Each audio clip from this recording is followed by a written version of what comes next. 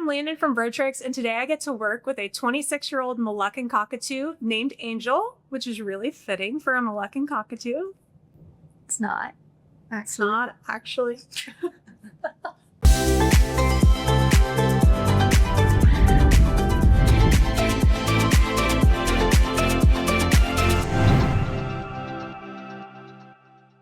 So just a little heads up, Angel is a bird that self-mutilates. She plucks out her feathers, and she's also started to do damage to her skin, sort of around the crop and keel area. It is a little bit graphic, just wanted to give you guys a heads up. Her owner, Adela, came to us today with specifically wanting to work on reducing these behaviors. It is incredibly difficult in a masterclass setting to decide that we are going to eliminate plucking and self-harm behaviors in a bird. However, we were able to equip her with tools, things that the bird can do instead, because that self-mutilating behavior can be really reinforcing naturally. It was important for us to find something that could be even more reinforcing for Angel. That way they could leave with a plan to sort of start reducing these behaviors at home. I think she just probably needs some more skills and some more things to occupy her time. And then you guys can have some more skills and things that you can give her to occupy her time. And I think we could talk about toy training. I think we can talk a little bit about some target training and see how motivated she might be to do some of that. And then we could probably also, depending on her motivation level, talk a little bit about foraging ideas for her and things that we can do. Because I think if she can use her beak for something else, we can give her some things she can do that are real productive and like natural bird behavior. So she doesn't do that like unnatural behavior that we do see a lot in captivity with cockatoos specifically, where she finds that energy and she's just kind of exerting it on her own self and self-mutilating and things like that. But I'm curious to see her and kind of what she looks like. And also I'm interested to see how motivated she is to just engage in a different way than maybe she knows how to do right now. When Angel very first came out of the carrier, we started with target training, mainly because we wanted to gauge Angel's interest in training in general. Cockatoos can be notoriously hard to motivate, and especially in an environment like a masterclass where there's so many competing factors for their attention, we wanted to make sure that Angel was set up for success and learn something super simple. So the whole task for Angel was touch the chopstick, get a treat. Good things happen when you touch this thing. We wanted Angel to solidify that concept so that we can then move to toy training. We're just gonna see. Sometimes cockatoos respond well to this, sometimes it's a crapshoot, and we're gonna find out. Now put the stick down. Good job. Cool. Okay, so on that one, she got a little bit of a time to kind of grab onto it. So what we'll do is we'll hold it a little further away because I don't want her to splinter it and make toothpicks out of our chopstick. Got it. So I want her just to touch it. And the way that you're going to prevent her from biting it is to hold it a little bit farther away. So she can only touch it with just the top beak or her tongue. If she can get her bottom part of her beak to it, and you probably know this already, she can chop down. Oh yeah. So we're gonna go just approach a little slower. Okay, so just a little further. Wait for her to finish. Let her put her foot down and let her kind of communicate, because this is just like her screaming, telling you that she needs to be covered up. Let her communicate to you with her body that like, maybe I'm ready for another one. Okay, does she look ready? She saw these and she put her foot down. She was like, okay, I'm ready, I'm into that. Yeah. Okay, so try again. Good. So on this next one, let's see if we can get her to take just a little shuffle step to your right, her left, by holding it a little further away where maybe she has to just lean to it a little bit, because we've been kind of coming to her, which is good in the beginning. But let's see if she's that interested that maybe she'll take a step to the left. Hold it still, right there, your turn. Hang tight.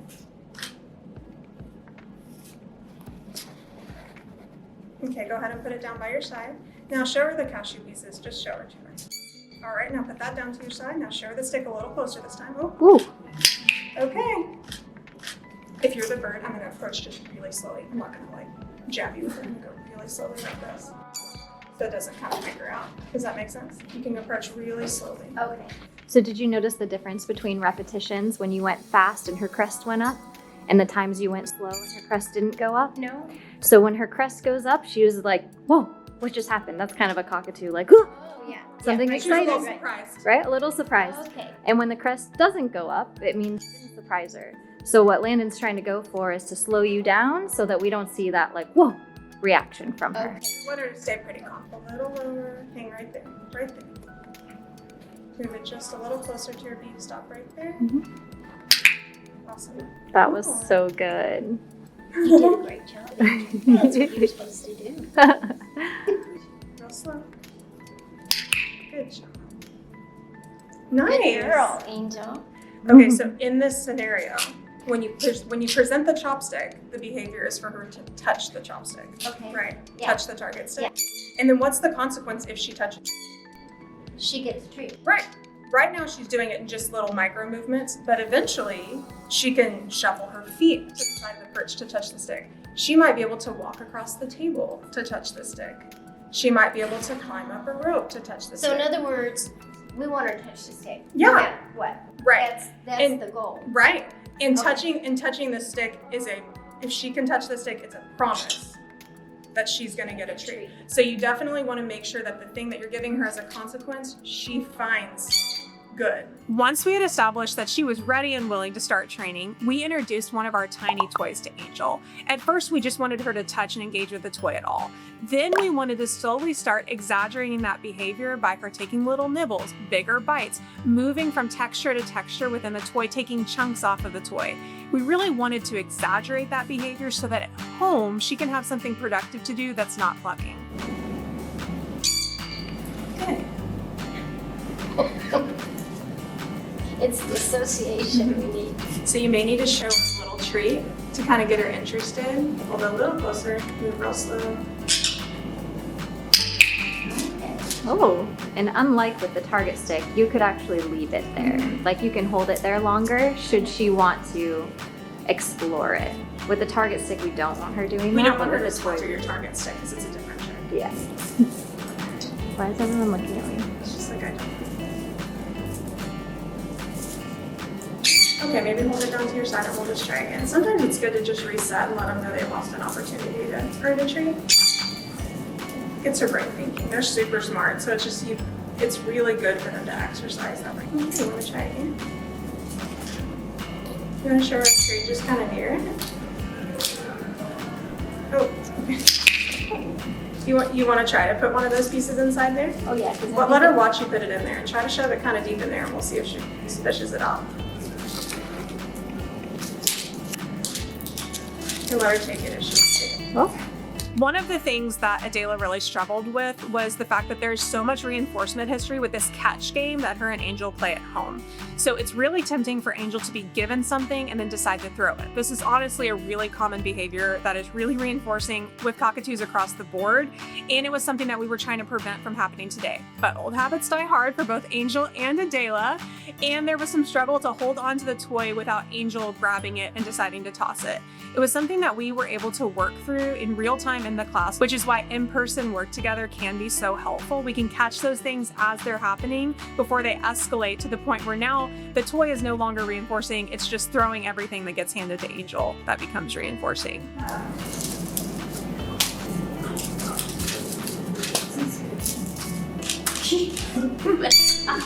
That's what we don't want. so I would just hold it there, but like you still pull the weight Don't of let the go. toy. Don't let go go. of the toy. So if she wants to continue to chew, you're holding it for her to down. So she likes to play catch. Okay. So that's the behavior that she's used to throwing things. So we're teaching her a diversity of behaviors. So her brain can just, kind of like what Dave was saying, where he's like, we've taken their world and made it really easy. So she knows throw things. We don't need to teach her throw things. Yeah. What we need to do is teach her just something completely different. And right now, because of the reinforcement history, she's going to want to, because she's like, this is what I know. Right. Right now, we're teaching her, you don't need to get the chance to throw it because I I'm got holding on to it. Okay. Okay. You ready? Yeah.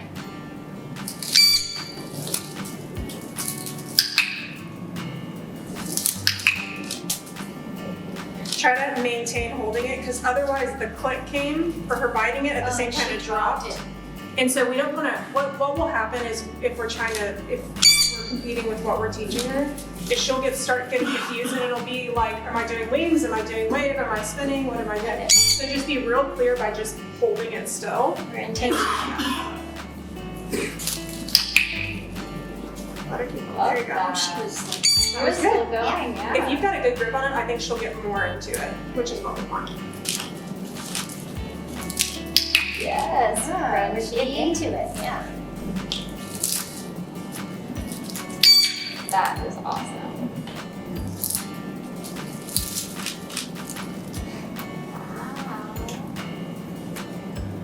waiting for the click. Yeah, Look at the 2 bites. Yeah. Notice how she went back. It feels like she's like, okay, I'm gonna give this a better try. And we got a good behavior. It's amazing from this perspective how much improvement, at least the 3 of us are seeing, where it's progress and just small steps for progress. But this is really, really good progress. Well, it's good for me because it helps me see how to break it down rather than doing the foot wave turn thing. Yeah. Good. Just Yeah. a little bit at a time. Yeah. So It's that's good for both of you. It's good for both of us. Yeah. Yeah, this is so good. That was hilarious. She was like, choo, choo, choo, I was like, choo. can you get that more? Yeah. Show her a different texture when she's kind of in the middle of it and see if she'll take a big shotgun. So hold it tight.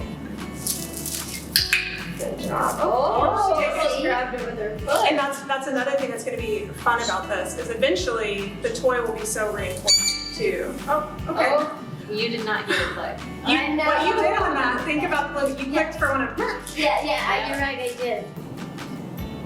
It wasn't good enough. She's looking at the clip. She's waiting for the clip. Oh, hold it nicely so she doesn't toss it. Angel, we don't want to toss. Let's see if we can get one more good one and then we'll call it on that one. So put your finger through that loop. Put your finger through that loop so it doesn't fall off. There you go. You felt a little entitled, didn't you? That's very good.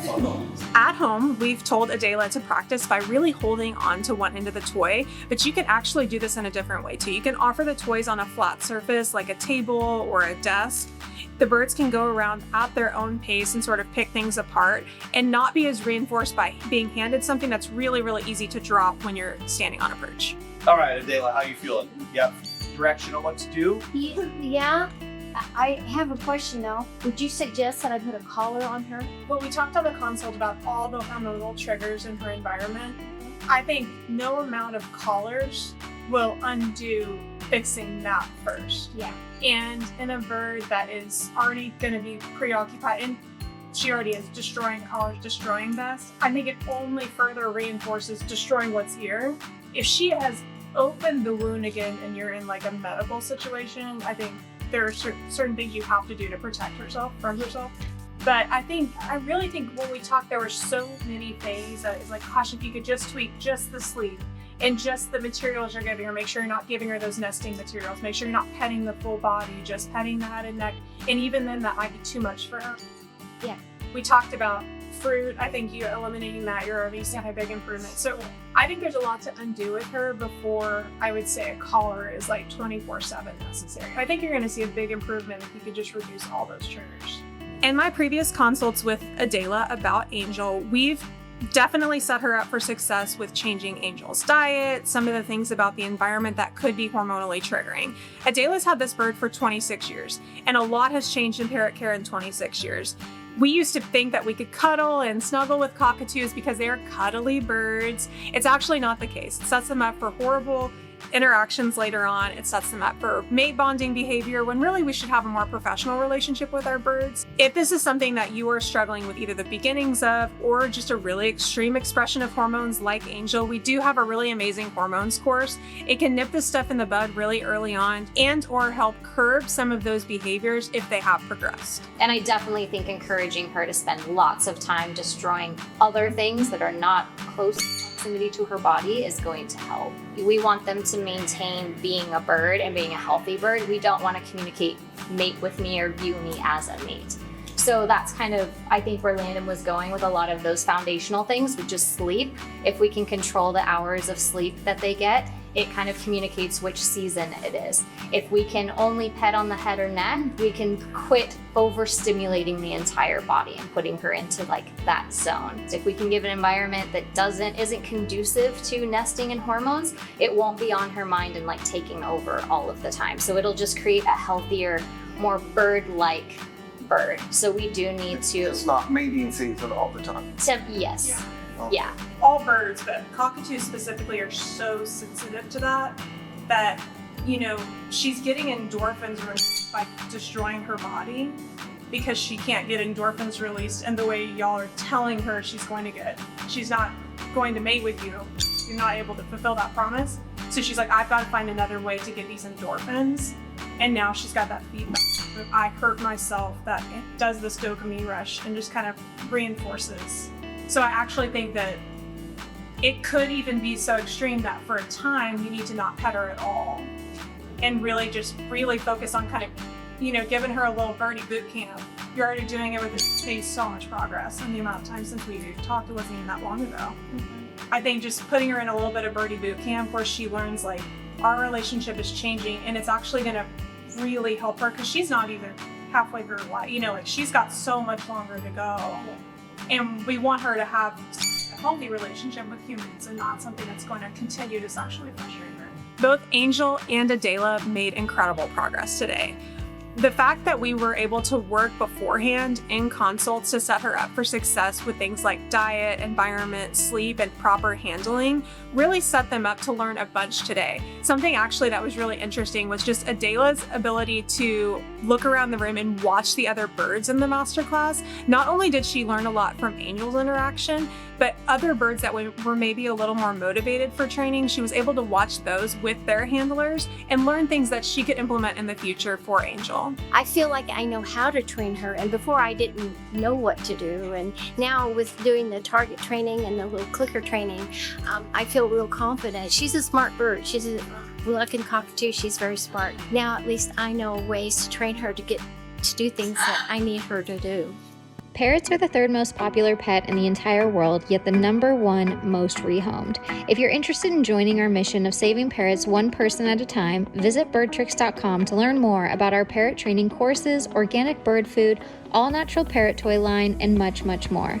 When we know better, we do better. It's through you that we can help people offer only the best quality products to their parrots, along with the knowledge they need to live in harmony with their birds through permission-based training.